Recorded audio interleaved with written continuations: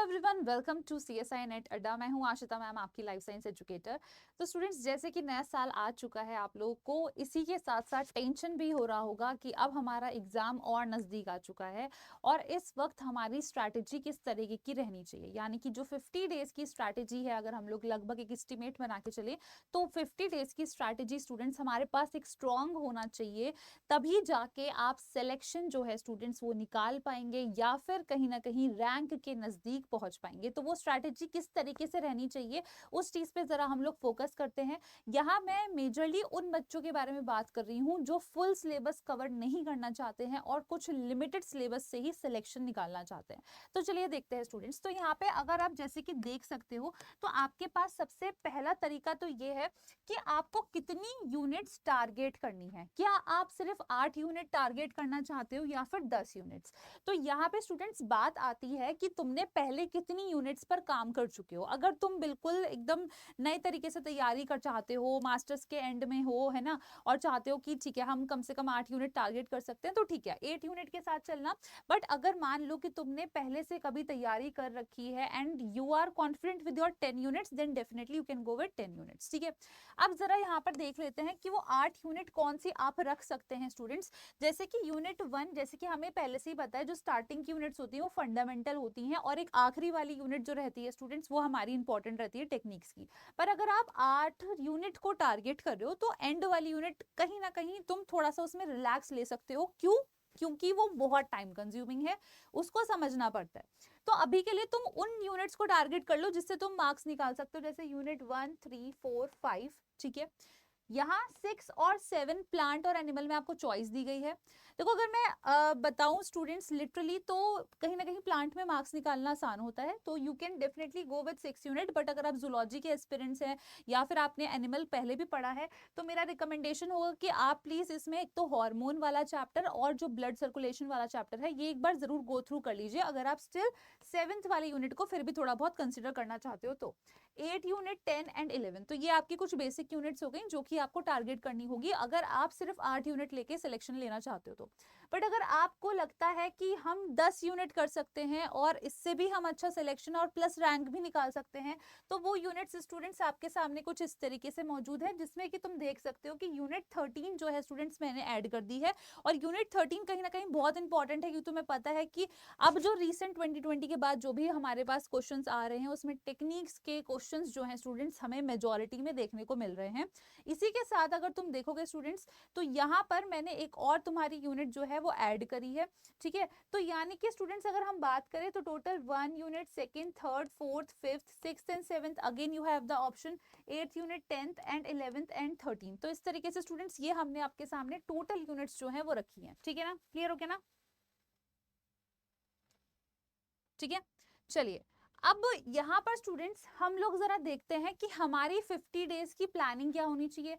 सबसे पहला टारगेट देखो, अगर मैं बात करूं तो 5 दिन में कोशिश करो कि 1 यूनिट निपटा लो। ये तब मैं बोल रही हूँ जब तुम्हारे हाथ में स्टूडेंट्स लगभग 10 यूनिट है। 50 दिन है, 10 यूनिट है, 5 दिन 1 यूनिट के लिए सफिशिएंट है। नेक्स्ट अगर हम बात करें तो कितना घंटे मैम पढ़ाई करें, कितना घंटे बेटा लग के अगर तुम्हें पढ़ना है ना, तो लगभग 8 घंटे तो पर डे के निकालने ही पड़ेंगे।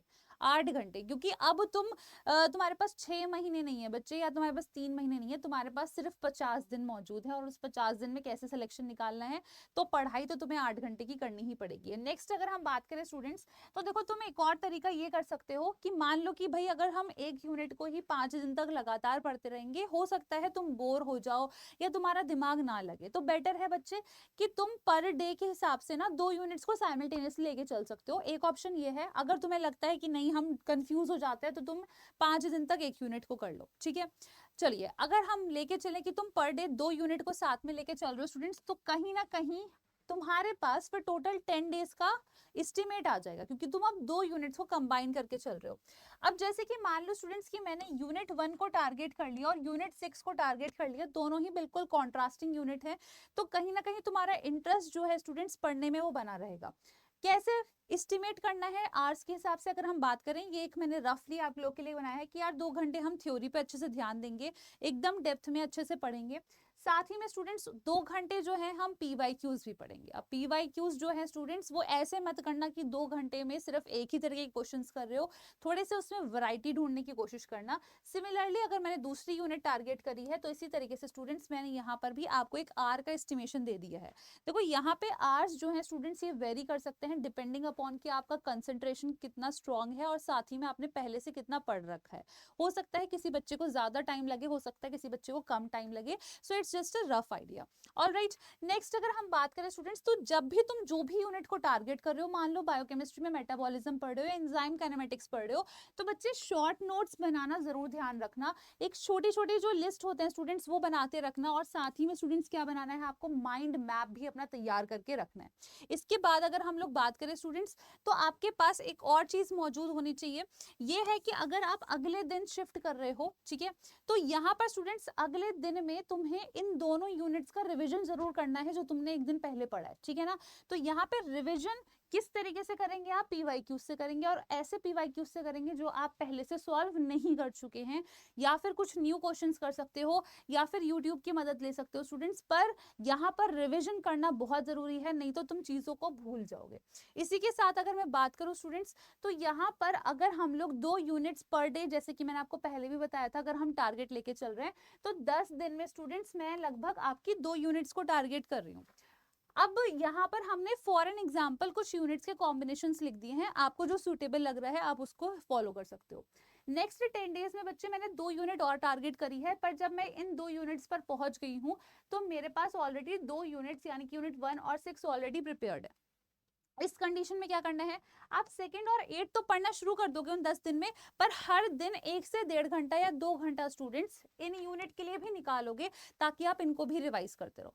सिमिलरली जब आप आगे के 10 दिन में पढ़ोगे स्टूडेंट्स, तो ये 3rd और 10th यूनिट जब आप पढ़ोगे, तब आप हर दिन 1-1 या 1.5 घंटा इस 2nd और 8th यूनिट के लिए निकालोगे, और हर दिन आधा घंटा इस दिन जो है आप 1st यूनिट और 6th यूनिट को भी रिवाइज करोगे। रिविजन कैसे करना है स्टूडेंट, शॉर्ट नोट्स जो आपने पहले बना रखे थे उसको एक बार गो थ्रू करेंगे, और PYQs कोशिश करेंगे कि उस यूनिट से 5 क्वेश्चन कोई भी उठाओ, ठीक है, पार्ट सी के कुछ कॉम्बिनेशन उठा लो, कुछ पार्ट बी के उठा लो, और देखो क्या तुम उसको इंप्लीमेंट कर पा रहे हो या नहीं कर पा रहे हो, ठीक है।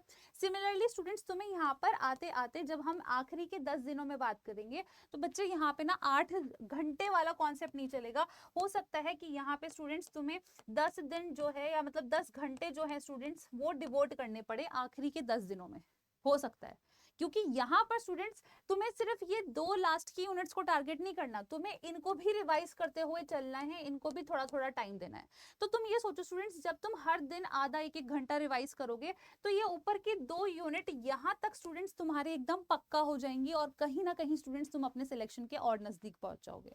तो आई होप तुम्हें ये स्ट्रैटेजी समझ में आई होगी स्टूडेंट्स, कि या तो फिर तुम टारगेट कर सकते हो 8 यूनिट या फिर 10 यूनिट, डिपेंडिंग अपॉन कि आप कितना प्रिपरेशन करना चाहते हो, या कितना आपके जो कॉन्सेप्ट्स हैं वो आपकी बिल्डअप अभी तक हो चुके हैं। और साथ ही में स्टूडेंट्स जो 8 आवर बनाया है हमने स्टडी प्लान, इसको तुम्हें अगर एकदम प्रिसाइजली और विद फुल ऑन कंसंट्रेशन आप फॉलो करोगे, तो बिल्कुल डेफिनेटली स्टूडेंट्स आप इसमें आगे जो है इंप्लीमेंट करते करते खुद ही में इंप्रूवमेंट देखोगे।